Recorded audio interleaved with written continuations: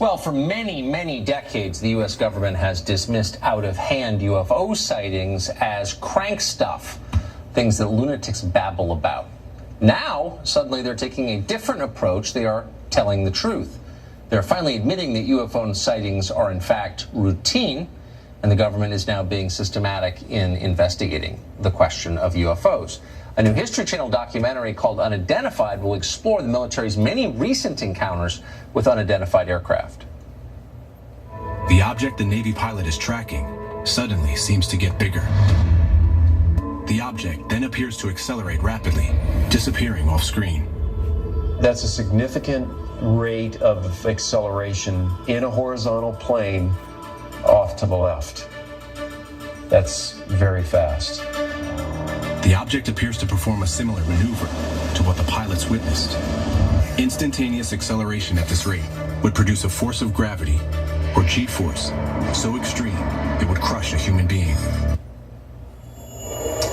Luis Elizondo is a former military intelligence official and special agent in charge. He joins us tonight. Luis, thanks very much for coming on.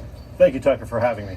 So the military's decided to stop lying about this. I guess the first question is, why did they lie for so many years about what they knew?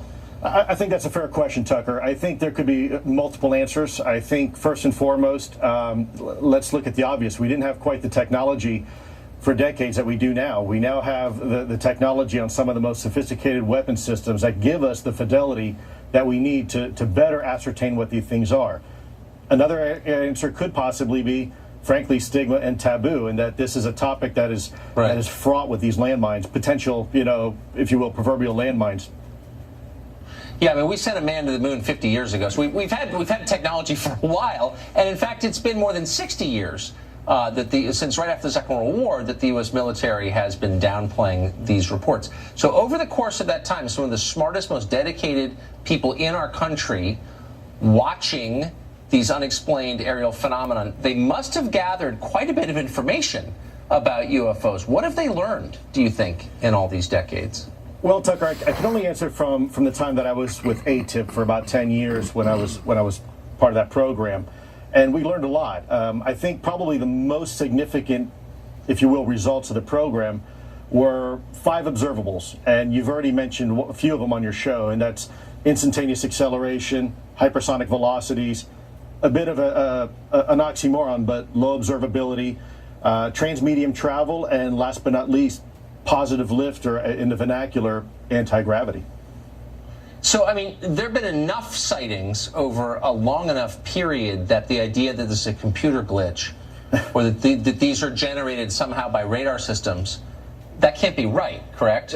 Tucker, we are well beyond right now establishing whether or not these things exist. It is an absolute fact that they are there. Now, what they are, where they're from, who's behind the wheel, we simply don't know. I mean, is it possible these things are a foreign adversarial technology that somehow was developed in secret and we're just now trying to figure these things out? It's possible, but there's also other possibilities as well of what these things could be.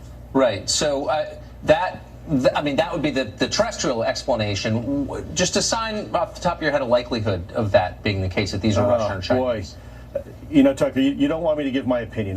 The one thing I learned in intelligence, there's a lot. You can be absolutely sure of something and be absolutely wrong. Of course. So it's happened to me many times. But it sounds. I guess just to sort of put a bow on it. I think it's a low probability. I think that's it. Okay. It's a very low probability. Look, we have the most sophisticated weapon systems right now on the face of the planet, and we can identify not only a 737 or a MiG-25 or a F-22. We can tell you even what airline it is, and the difference between the models of aircraft within that type of aircraft. So I think it's highly unlikely that a foreign adversary was successful in developing something like this. So let me ask you one last question. Do you believe, based on your decade of serving in the U.S. government on this question, that the U.S. government has in its possession any material from one of these aircrafts? I do, yes. You think the U.S. government has debris from a UFO in its possession right now? Unfortunately, Tucker, I really have to be careful of my NDA. I really can't go into a lot of more detail in that. Okay. But simply put, yes.